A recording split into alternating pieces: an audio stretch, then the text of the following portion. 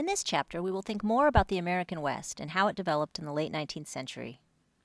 This was a period of major changes in the region, which would have significant effects for generations to come.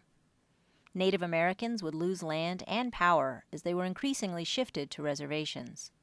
The bison would all but disappear from the Great Plains, and mining, ranching, and farming would follow the railroads, creating a West that was far more settled and commercially viable for white American settlers than it had been before the Civil War.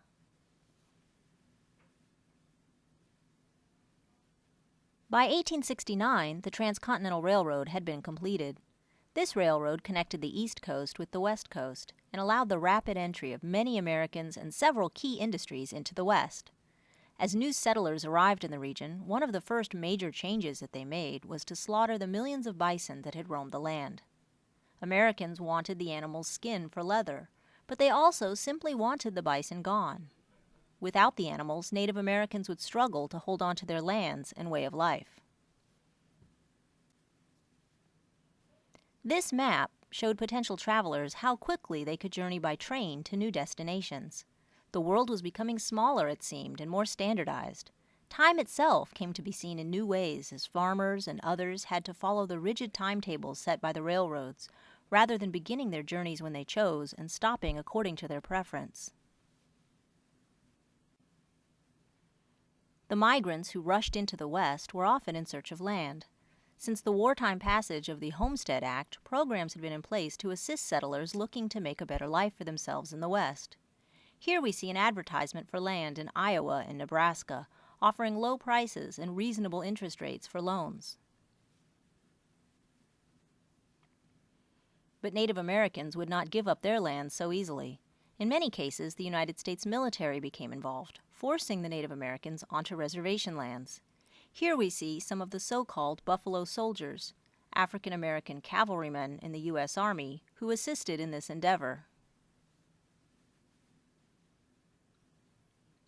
As they were pushed onto desolate reservations, many Native Americans struggled with poverty and a lack of autonomy.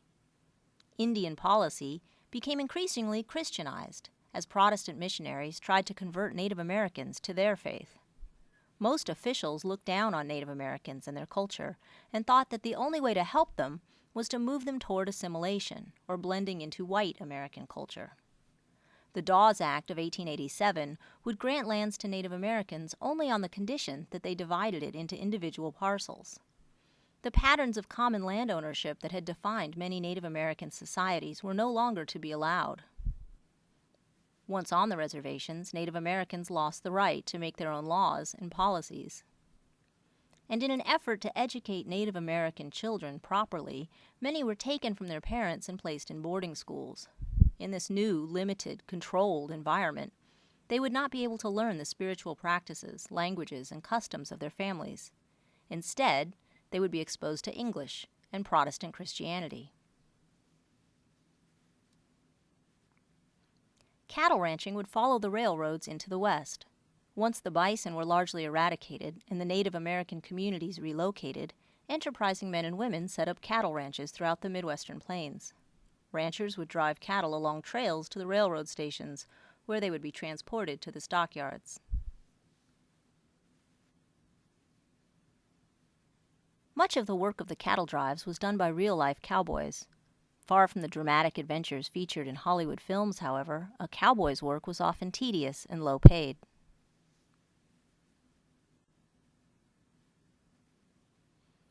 Native Americans had resisted the push of encroaching settlers for as long as they could. Such resistance would largely end after 1891's massacre at Wounded Knee, where U.S. soldiers fired on a Lakota camp, killing as many as 300 men, women, and children. The tragedies of the West existed alongside its romantic depictions in American popular culture, both in the 19th century and today. Wild West shows were a popular form of entertainment in which figures like Calamity Jane were shown to be tough and brave in the face of danger.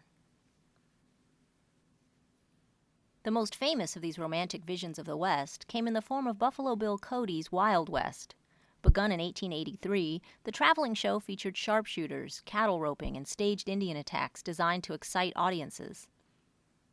By the late 19th century, great changes had occurred in the West. After valiant resistance, Native Americans had largely been consolidated onto reservation lands. The bison were nearly extinct. Railroads and cattle ranching had spread across the Midwest, with farming not far behind. The West was becoming more settled and more a part of mainstream American culture.